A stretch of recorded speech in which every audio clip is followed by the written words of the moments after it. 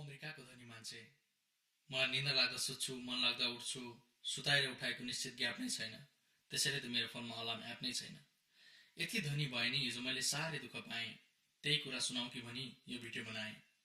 आँखा खुल्यो, बिहान 10 बजेर 53 मिनट गएको रहेछ।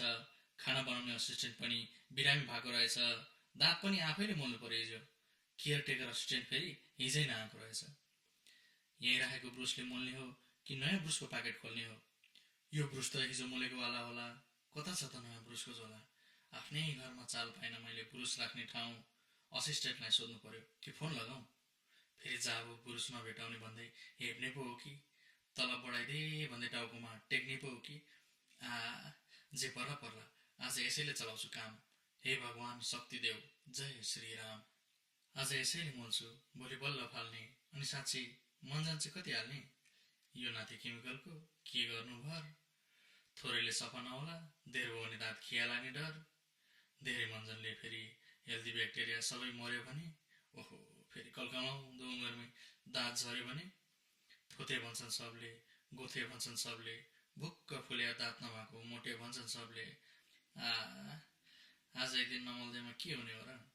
चिया खानु पर्ला बरु, मुख मात्रै दोहोरा। झ्याट्ट सम्झे, आज नयाँ सुगर बेबी भेट्नु छ। बकेट लिस्टबाट नयाँ नेसनालिटी भेट्नु छ। दाँत नमोली जाँदा मलाई कन्फिडेन्स नआउला। चुप्पा खाँदा हिजोको उस्की बास नआउला। होइन, दाँत त मोल्नै पर्छ। पछिको कुरा जे पर्छ so टर्छ।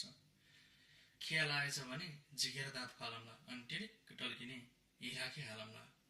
Oh my God, brush गोड्दा हात दुखेर यति साह्रो भयो। कपाल कोरेर बाँध्दा त झन् उल्कै गाह्रो भयो।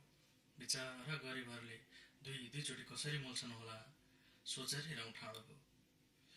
दाँत त जसोतसो मोले, अब चिया नि आफै बनाउनु पर्ने भयो। फेरि तातो गरे आफै समाउनु